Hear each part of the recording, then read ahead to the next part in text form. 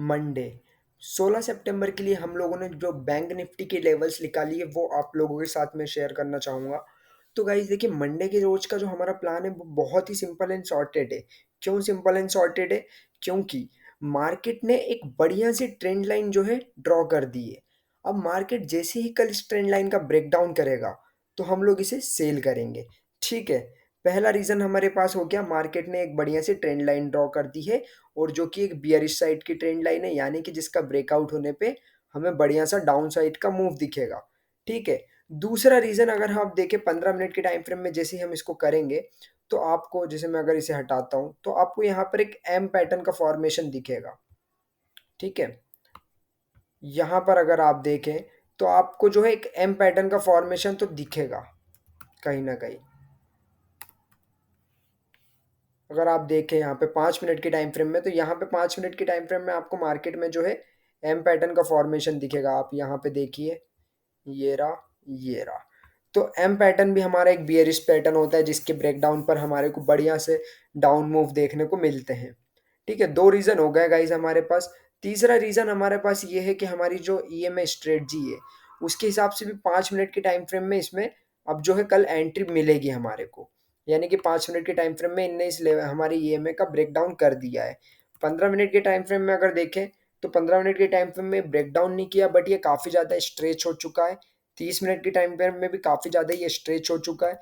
जब कुछ चीज़ ज़्यादा स्ट्रेच हो जाती है तो जिसका मतलब ये होता है कि भाई हमें ये अब ये बढ़िया सा फॉल देखने को मिलने वाला है।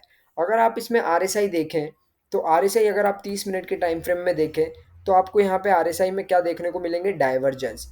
मार्केट ऊपर की तरफ गया है लेकिन आरएसआई कंटिन्यू नीचे की तरफ आया है, तो इसका मतलब होता है डाइवर्जेंस, यानी कि मार्केट गिर सकता है, हमें आरएसआई ये इंडिकेट कर रहा है। अगर 15 मिनट में भी देखें तो भी वही पैटर्न है।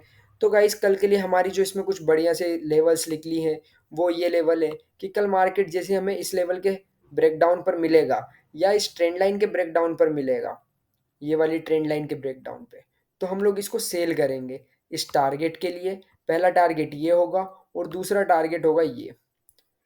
अब इसी के साथ अगर हम बात कर लेते हैं निफ्टी के एनालिसिस की, क्योंकि आप लोगों ने डिमांड करी है निफ्टी और बैंक निफ्टी के एनालिसिस की, तो अब हम निफ्टी और बैंक निफ्टी के ही वीडियो लेकर के आएंगे रेगुलर बेसिस पे।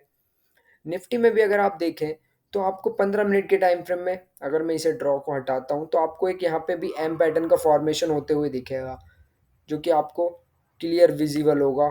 यहाँ से मार्केट आया यूँ, फिर मार्केट आया यूँ। ठीक है, समझ में आया एम पैटर्न का फॉर्मेशन? इसमें मार्केट पहले ऊपर गया, फिर मार्केट आया यहाँ से रिटेस्ट करने और फिर यहाँ से ये। तो कल अगर मार्केट जब ये इस लेवल का ब्रेक डाउन करेगा तो हम लोग इसको सेल करेंगे इस टारगेट के लिए। ठीक है, एक तो हमारा हो गया एम पैटर्न का फॉर्मेशन, बट हम एक ही चीज़ के भरोसे तो ट्रेड लेने नहीं वाले ना। दूसरी चीज़ें अगर हम देखें मार्केट में जो कि हमारे को सपोर्ट करती हैं, तो पहली चीज़ है वो हमारा 5 मिनट का ईएमए टाइम, ईएमए जिसके अकॉर्डिंग हमारे यहाँ पे सेल सेटअप बन चुका है, एज वेल एज ये एग्जीक्यूट भी हो चुका है। कल जब ये हमें इस लेवल का ब्रेकडाउन दिखाएगा तो हम डेफिनेटली इसको सेल करेंगे। 30 मिनट के टाइम फ्रेम में अगर हम देखें तो ये काफ़ी ज़्यादा स्ट्रेच हो चुका है। और अब तीसरा चीज़ हम अगर इसमें देखें तो वो है हमारा फिबोनाची लेवल।